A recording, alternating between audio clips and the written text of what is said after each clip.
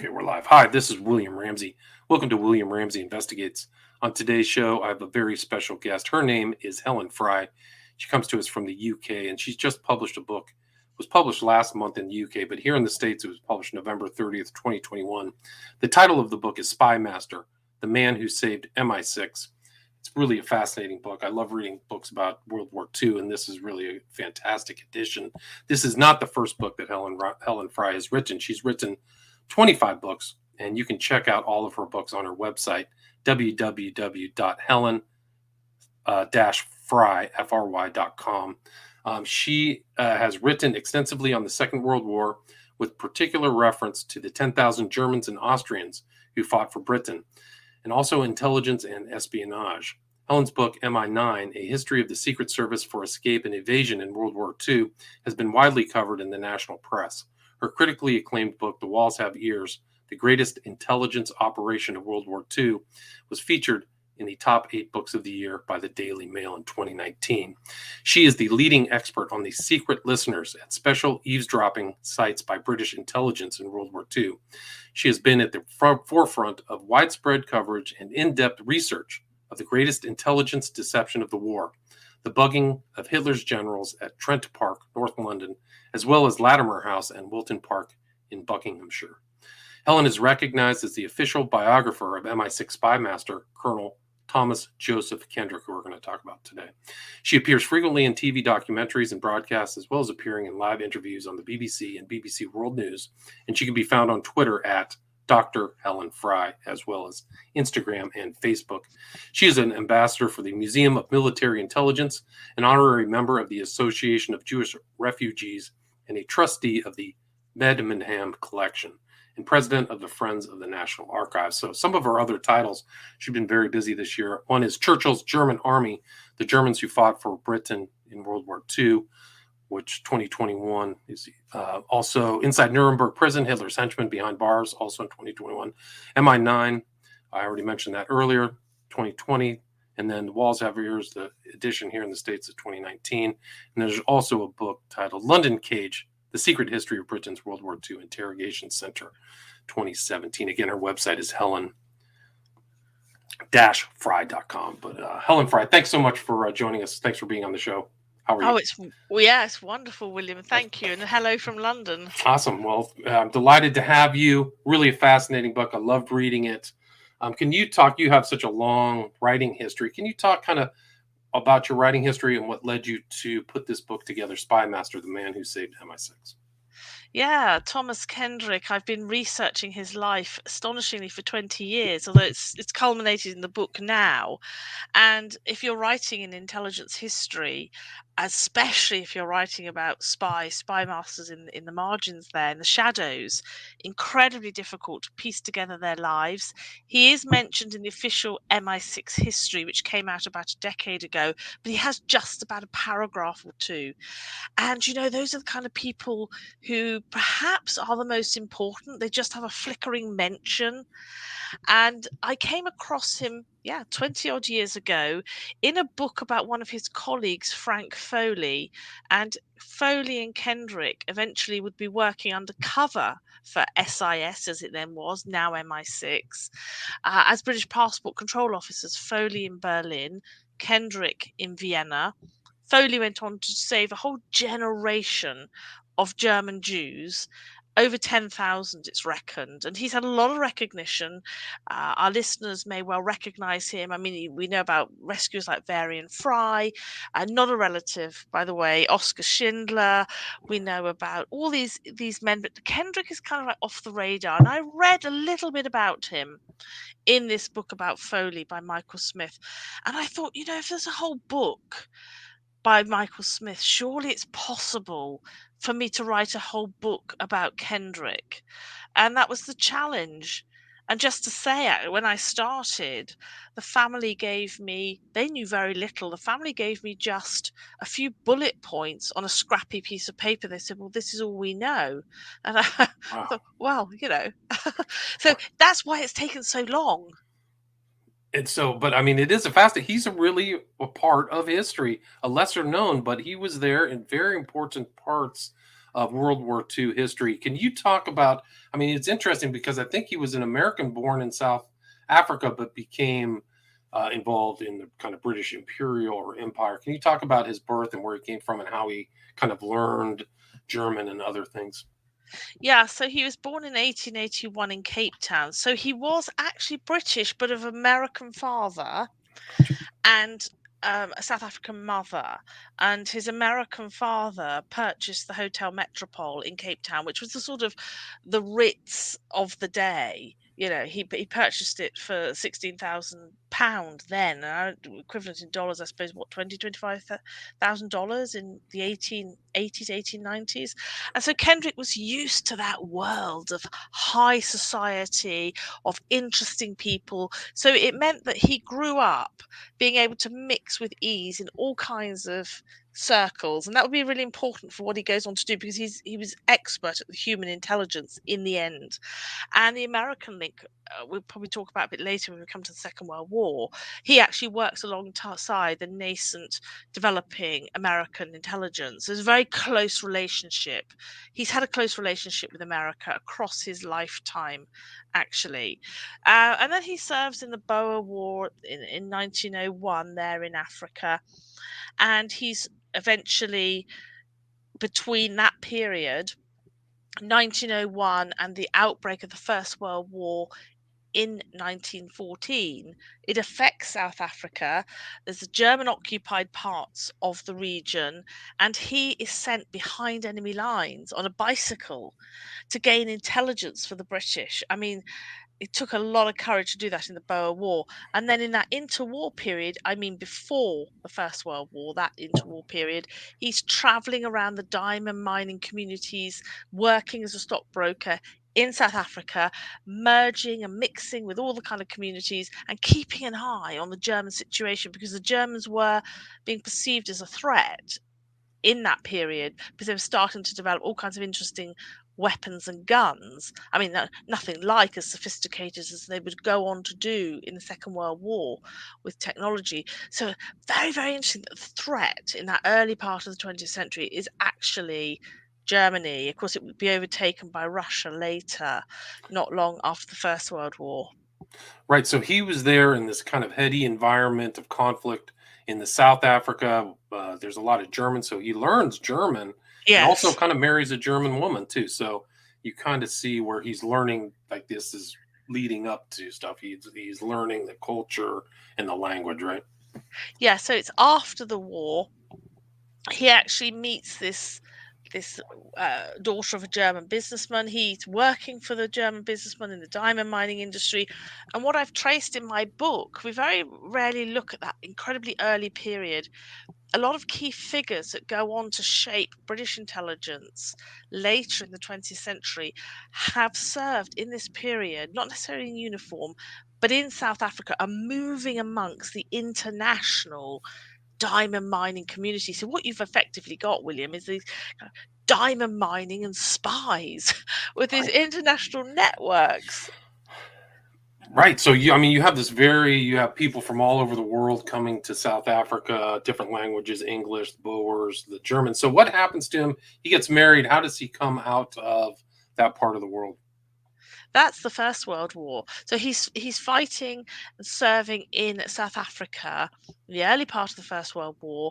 The surrender is sort of taken in July 1915. So of course, 3 years before anything like that happens in the armistice in Europe.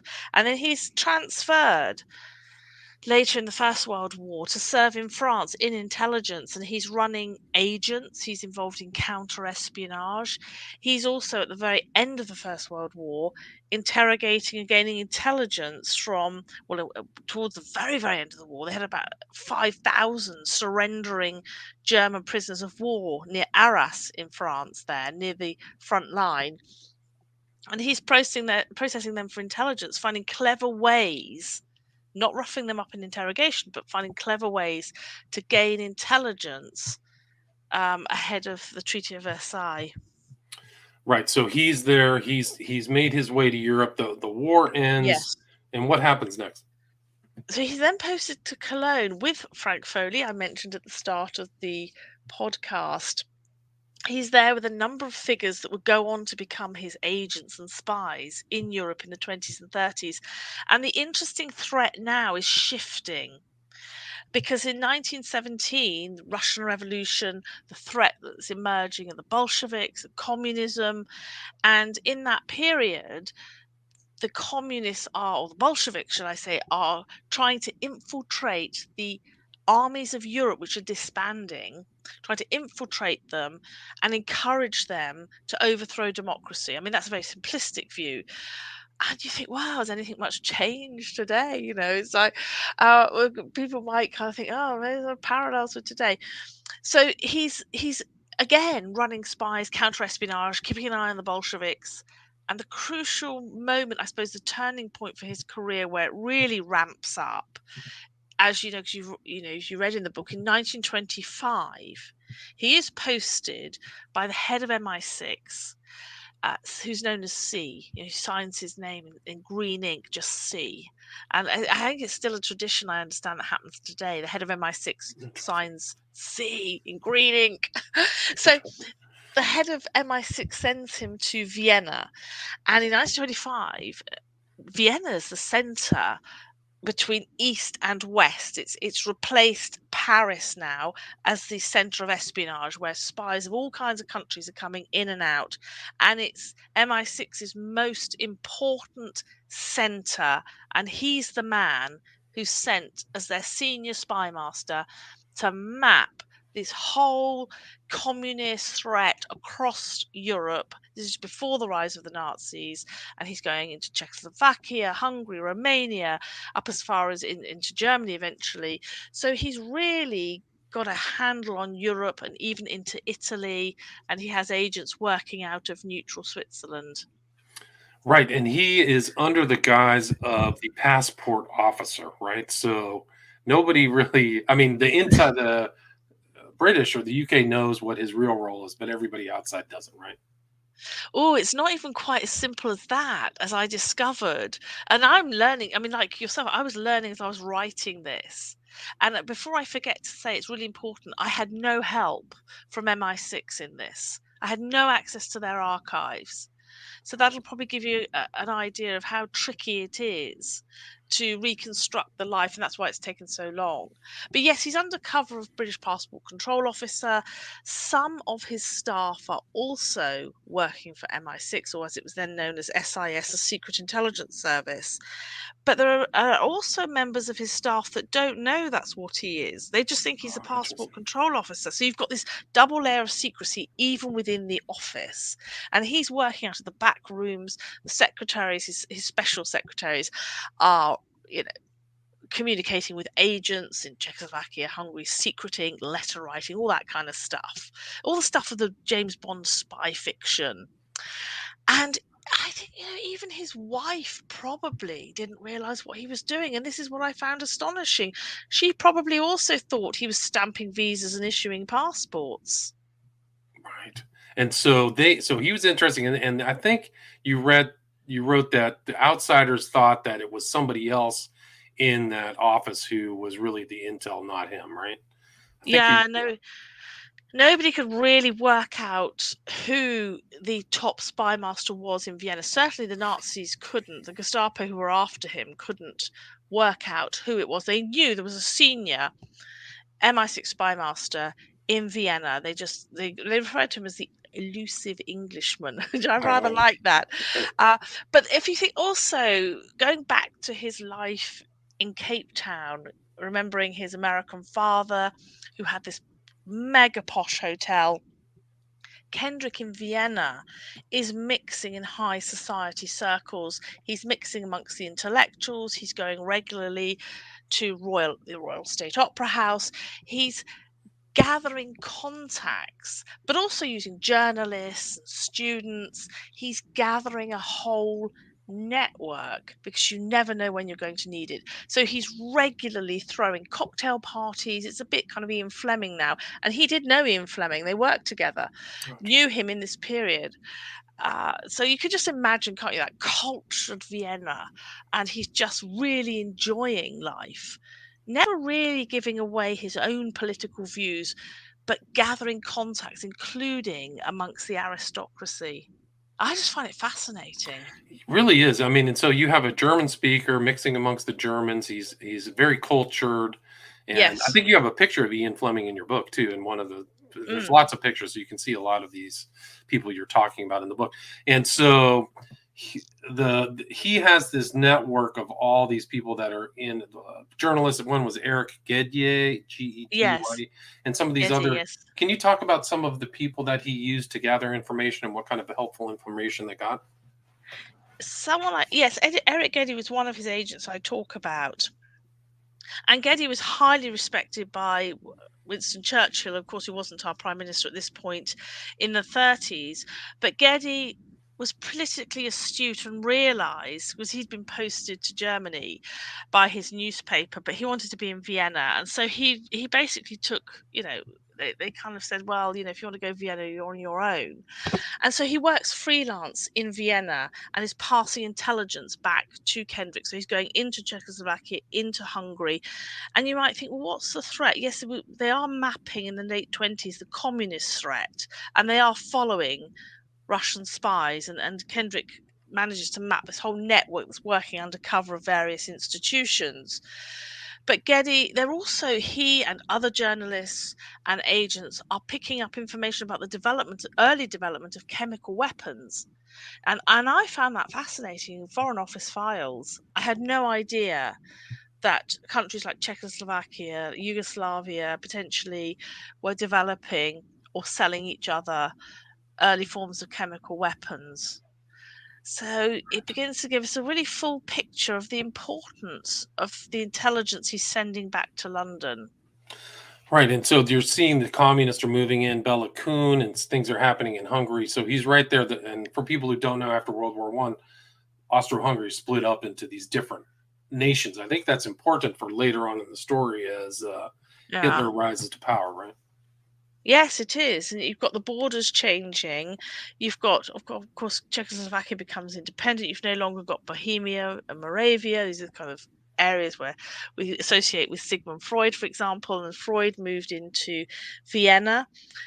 And Kendrick would go on to help rescue Freud, actually, after the Anschluss. We may want to mention that a little bit later.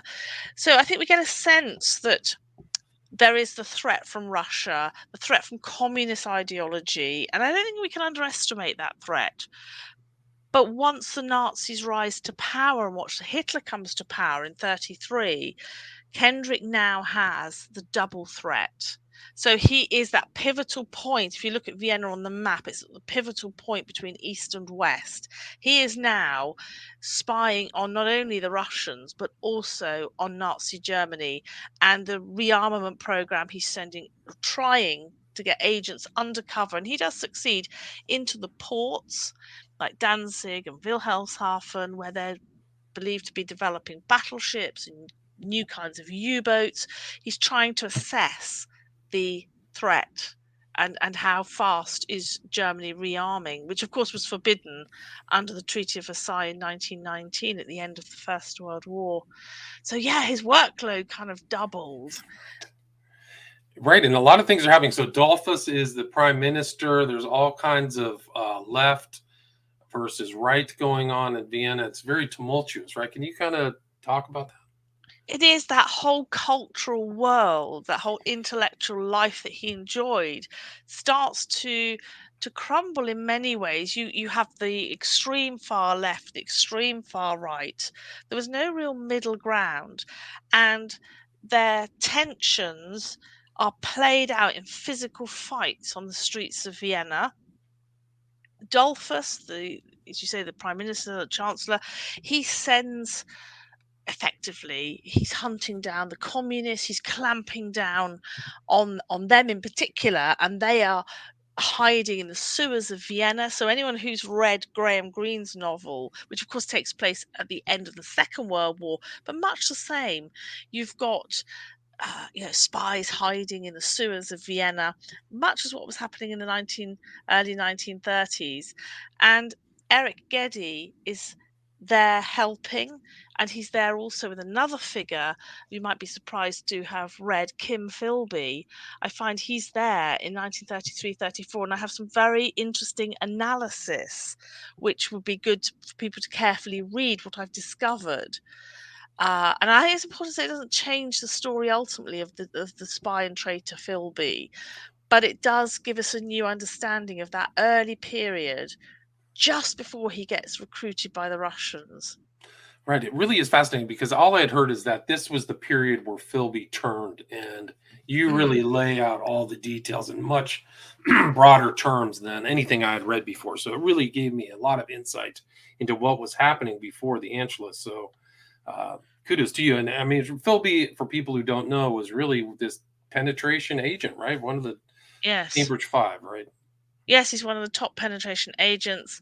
And if it's when you go into the detail, I think we grow up reading various stories and books, and only when we go into the detail, and I'm not expecting to find this stuff. I'm not going out looking to change the historical narrative. It's what I'm reading in the files. And Philby is ultimately recruited as a penetration agent on a park bench when he finally returns to London in April 1934. So he's in Vienna in 33 and 34. In April, he marries a leading top communist woman. They come back to England.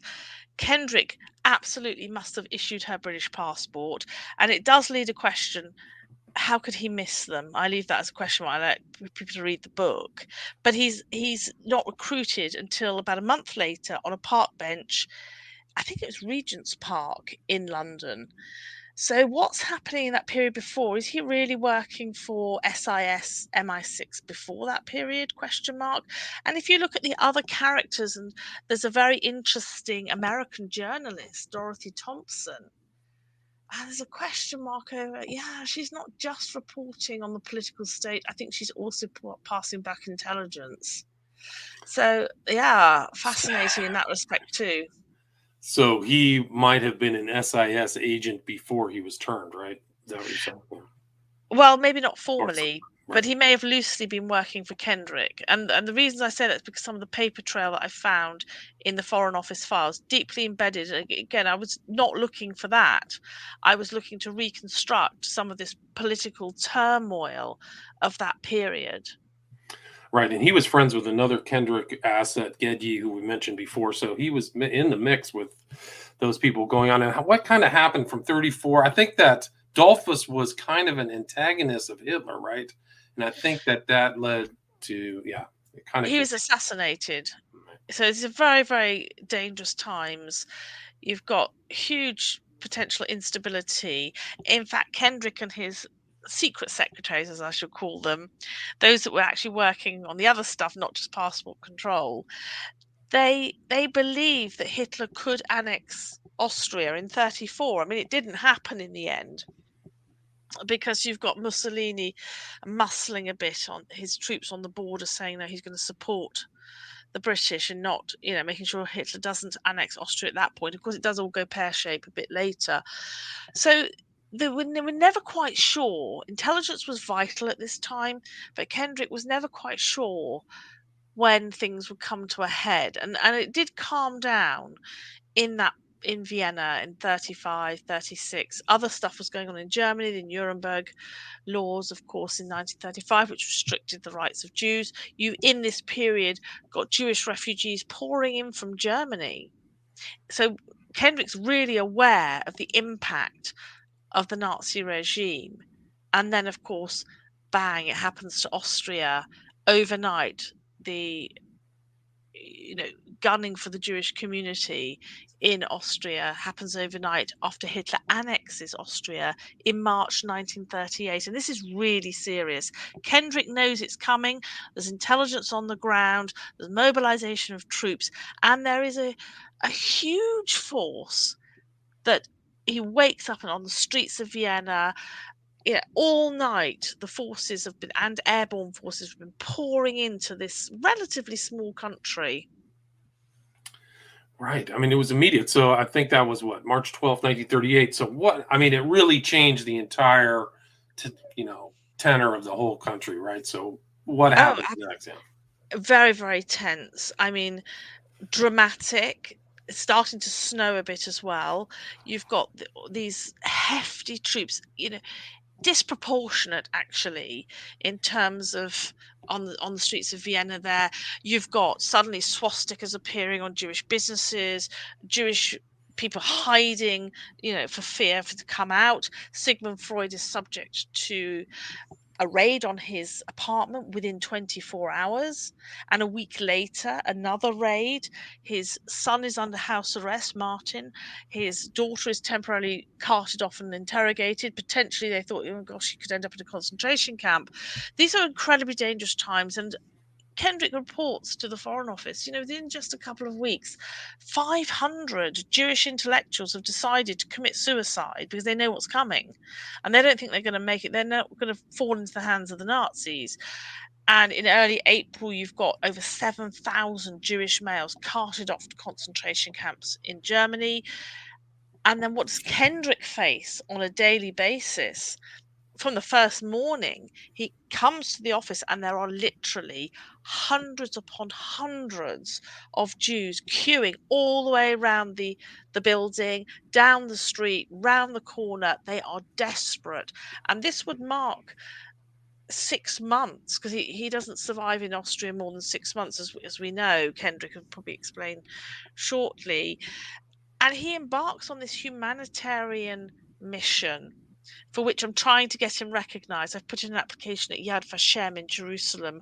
He is incredible. We have to remember that what he goes on to do in terms of faking visas in the end, it was very difficult to get Jews out of Austria. He does use legal channels. This becomes quite difficult. The British government put pressure and start restricting the situation and who can and can't come out. So he forges passports. He issues illegal visas for 11 youngsters to go into Palestine to attend a so-called sporting event, because they don't come back.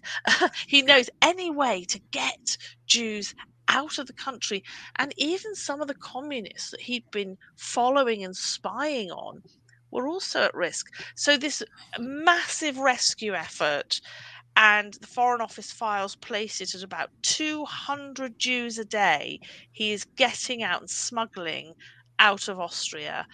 And I think we have to remember that he didn't have to do this. He could have just carried on and prioritized on his intelligence work, which he did struggle to keep going in the background, which he does, but he's working 12, 15 hours a day now, literally only on these rescue efforts. Right. And so there's huge persecutions taking place, burning Mm, down of synagogues. It yeah, started immediately. So these guys were in a rush. There was a one thing that I found amusing was they were trying to turn some of the Jews Christians. So they're teaching them the Lord's Prayer and trying to get on. So I mean, it's really super courageous. So, and that's not a story that I'd heard before. I've heard a lot of stories about the Holocaust, but I didn't know yeah, about Kendrick. So I'm glad that you've uncovered that. I mean, what else kind of things they did? I mean, they were sent to Dachau. So 38 yes, Dachau, the train went straight to Dachau in Germany. yeah. So it was very serious. Like the persecution was life or death for these people, right? Yeah, absolutely. And he's desperately writing to any country, particularly in the British dominions or under British kind of control empire, to see, please take in. And we now know that there's a whole community that made it to what is now Namibia and to Kenya, who are just beginning to realize that it was Kendrick that saved their lives. Interesting. And I mean, they've now got families, children, grandchildren that wouldn't be here if it wasn't for Kendrick. And I suppose might get us thinking, why did he do it? He has a moral compass. Yes, he's a spy, a spy master, and we know at points he would be prepared to kill for his country or kill to protect the deepest secrets of his country. And yet he also has this strong moral compass. What makes him a rescuer rather than a bystander? Yeah, it's really is fascinating. So he's actually in the right spot at the right time to help all those people out. And Yeah, it's a really incredible story. And they were arresting like very famous people, and he was friends with a lot of these Jews or half Jewish people. Yes. Like he was mixing in that culture, so he had very personal reasons as well. I think. Would you agree? Well, Would you with agree with the yeah, I do. And with the Americans, he helped Sigmund Freud out of Vienna. Certainly, we absolutely know that. I interviewed members of the Freud family, and that is now recognized that muscling in together to get Freud out, and it wasn't that easy. Sigmund Freud, incredibly famous. His books had been burned in Germany in May 1933. His books were banned. They were now banned immediately in Austria. He was at risk, and I think when he after that second raid by the Gestapo, he realized that his whole family were at risk. I mean, he's towards the end of his life. He's desperately ill, but he realizes he's the only way that he can get his own family out, and they go out together. And it still takes nearly 2 months to get him out. And he is probably one of Vienna's most famous figures. Right. So they're really trying to get things, but he's also under pressure as well for his intelligence. Like he's kind of sensing that he's not going to be there forever either, right? Well, it's a very dangerous game, isn't it? Really, really dangerous. You don't know if anyone can be turned, and that's ultimately what happened. He was betrayed by a double agent. By March 1938, Czechoslovakia is really at risk.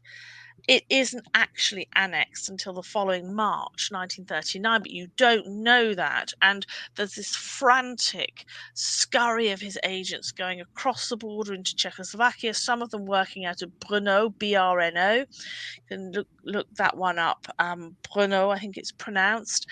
There was a theatre there, and I think, again, some of his network worked undercover, use the theatre as a sort of cover, but they're passing intelligence out. Really, really critical point. So May, June, July 1938, at any moment it was believed Hitler could annex Czechoslovakia. In the end, there was the appeasement deal with our then Prime Minister Neville Chamberlain in September 1938. But at this point, you don't know that that's going to be achievable. It became too dangerous for Kendrick's own family by July to stay in the city. That's how bad it was. They're not Jewish, but it was too dangerous for them to stay in the city. And he says goodbye to them. There was a very moving photograph. I find it quite moving in the book of him on the Vienna train station. All you can see is a sort of slight part of his cheek, can't you, with this trilby hat, just like something out of a Donna Carey spy novel. And there he is saying goodbye to his daughter and his grandchildren. And he and his wife are the only ones that stay behind. Yeah, it's wow. Yeah, so he sends his family off, and I find it fascinating too that he had to sit down with Adolf Eichmann, like one of the real monsters of Germany, talking to him, trying to negotiate. Can you talk a little bit about that? I would love to know more about precisely what happened. It's very sketchy in the archive, but we definitely know Eichmann was posted to Vienna in May 38 because the priority then, the final solution was ratified. The whole kind of annihilation program of Europe's Jews wasn't really kind of formally ratified until January 1942. That wasn't to say Jews weren't being murdered and weren't disappearing, but Eichmann was sent to Vienna initially to just get Jews out of German territory. So Austria is now seen as Germany. It's part of Greater Germany. There is no Austria anymore. We still refer to it as Austria, but when we're chatting, but we have to imagine this is now Germany. Right. And Hitler does not want German Jews in the borders of Germany. So Eichmann's sent to Vienna, find any way to get Jews out of Germany. And at this point, it's not necessarily killing them, just get them out. And so Kendrick, we know, bargains with Eichmann to get Jews out. And I would love to know more about that operation, but he's summoned to Eichmann's office. And I just would love to find a transcript somewhere of that meeting.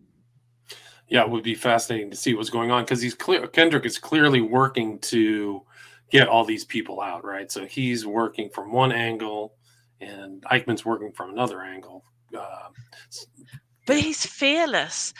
He's quite happy to stand up to Eichmann. And there's another scene that's actually reported in the press of one day around this time.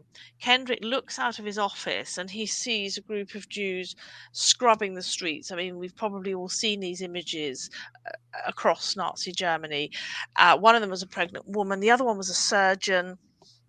We know, and the thought, Kendrick looks this surgeon scrubbing with this acid solution. They've got the buckets, this acid solution. You've got the stormtroopers, the SS, standing around, jeering, kicking them occasionally, and the thought passes his mind: how many lives have those hands saved?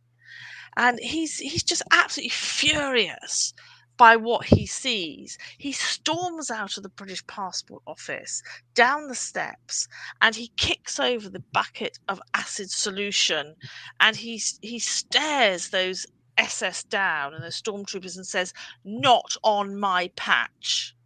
You can't hear him saying it. And I think, again, these are actions highly risky. People disappeared, not only Jews. A couple of his own agents had disappeared in March 38. He managed to get them out. They found them. But we mustn't underestimate, it wasn't just risky for Jews either.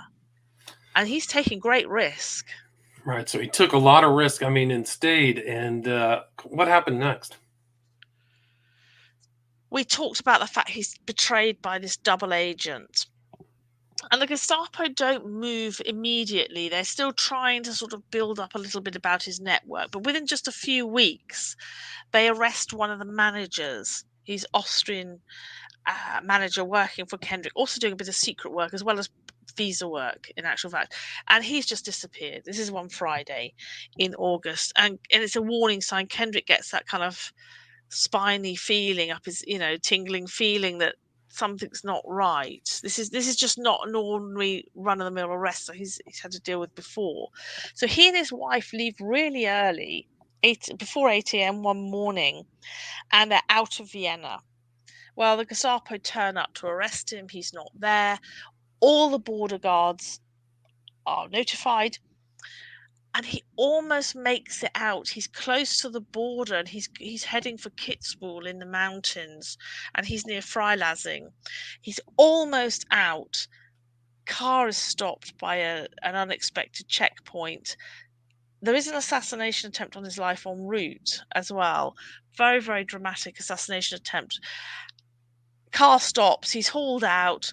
His wife returns on her own. She is not arrested. They don't suspect her. He is back in Vienna. The Hotel Metropole in Vienna is the Gestapo headquarters. He's there receiving 8-hour interrogation with no break at night, solitary confinement, sort of Soviet-style interrogation it's referred to in the Foreign Office files.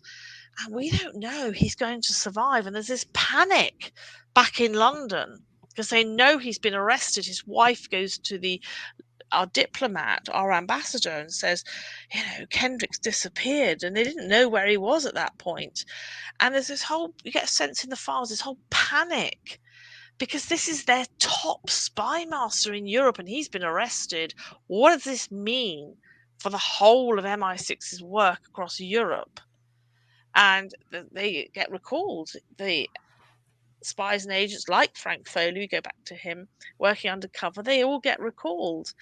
And that's serious at a time when we needed intelligence. And our official files and the official history of MI6 says this was the most serious incident to befall MI6 in the first 30 years of its history. You think, wow, that gives us a sense of just how dangerous and damaging this was for the whole of the Secret Intelligence Service. Right. No, it's incredible. So he gets in Gestapo. He's kept there, and somehow he gets out. Right. So there's a bit of bargaining. Yeah, a bit of bargaining in the background. Our ambassador in Berlin is muscling in and saying, look, he's not a spy. Kendrick sort of was under interrogation. I'm not a spy. Allegedly doesn't give them anything. I don't think he does. Now, we mentioned Munich earlier. We mentioned the appeasement with Chamberlain. That was on the cards for the following month of September 1938. And we are now the middle of August 38. Kendrick's banged up in the Hotel Metropole. Horrific interrogation. But the Germans decide not to kill him. And I think because of Munich. That's my interpretation. That if it wasn't for Munich coming up the following month, it was already sort of being discussed on the cards. This was a massive warning to the British government. We are expelling your senior spy. We know all about him. We know who he is. We're going to expel him. We also know all about the network. We don't know how much of that's true, but it was enough to send shivers right through Whitehall and through MI6 circles. So they expelled him on charges of spying, which of course he always disavowed. We now know it's true. Right. So he's heads back, but that's not really the end of his whole story. I mean, there's a lot more. We're at about 40 minutes. There's a lot more to his story because he's involved in interrogating Hess when he flies over in 41. There's a Yes. lot more to this. I mean, it's a really fascinating story just following him through World War II, Kendrick, and what he did. And I mean, he's involved in some of these things. Can you give the reader what else is in the book before we wrap it up? Yeah, it's overlaps a little bit, but not totally with my book, The Walls Have Ears, because Kendrick goes on to form, with no blueprint, a massive intelligence gathering organization. You could say spying on Germany from within Britain's borders. And he's doing that because it's some secret sites in Britain, just outside London, these stately homes. He's embedded microphones in light fittings, walls, in billiards tables, in the plant pots, everything. And we are bugging the conversations of German prisoners of war, over 10,000 of them that had vital intelligence. They're not going to give us up an interrogation. We need this stuff. So they get a sort of soft interrogation. They go back to their room and they boast to their mate what they haven't told Kendrick's interrogators. But the crucial thing also, I think, for your audience would be really interested in America in particular, that after Pearl Harbor, within 2 weeks, American intelligence officers start arriving at Kendrick's sites, and there's a very close working relationship. And I have some really wonderful stories, particularly Hermuth Jestin, one of the interrogators. There's some funny stories about how he charms the generals and gets intelligence from them with a bottle of whiskey and brandy. The wonderful story. So there's this close Anglo-American intelligence relationship, and Kendrick's at the heart of making this work and laying the foundations, I guess, of how intelligence was done going forwards, and prepares the allies, so not just British intelligence, but prepares allied intelligence, including America, together, working together for the Cold War. All right, so it goes on to that next step. And I hope this book brings this guy to more people's knowledge and understanding. Thomas Joseph Kendrick, somebody I hadn't heard about. So thanks for writing this book. Really fascinating. Where's the best place to get Spymaster? In America, is Amazon good? Or Barnes and Yeah. Noble? I'm not sure what's your usual outlet, but it is available in America. It was published just a couple of days ago, so it should be widely available. I guess you can also order direct from Yale University Press website. And you have an audiobook of this too, correct? Yes, it's on Kindle. It's every format you would want, really, hopefully. Gotcha, cool. And what should give me state your website again, please? www.helen-fry.com. Gotcha. And so people, if they have any questions or want to reach out to you, they can contact you through that website, correct? Yes, there's a contact page. I'm very, very active on Twitter. You can send me a message on Twitter, post something if you've enjoyed this podcast, if you've enjoyed the book, and we've got quite a conversation going. And what's wonderful, this is new history coming out. I'm not the only historian writing about these new intelligence history, but the public are fascinated by it. And it's getting a real conversation going amongst the public, but also amongst our historians and academics. And that's across the world. It's very, very exciting. Yeah, and your Twitter handle is at Dr. Helen Fry, all one word, right? So people can go check that out as well. Yes. And they Awesome. can be part of this conversation, can't they? They can be part of understanding and contributing to the discussion of this history via Twitter or wherever. Yeah. Yeah, it's a great opportunity for people to learn about some new angles, new aspects, new facets of World War II. Again, the title of the book is Spymaster, The Man Who Saved MI6 by author Helen Fry. Thank you so much, Helen. I appreciate it. Thank you, William. All right, take care. Stay there. Stay there. All right, that was perfect. That was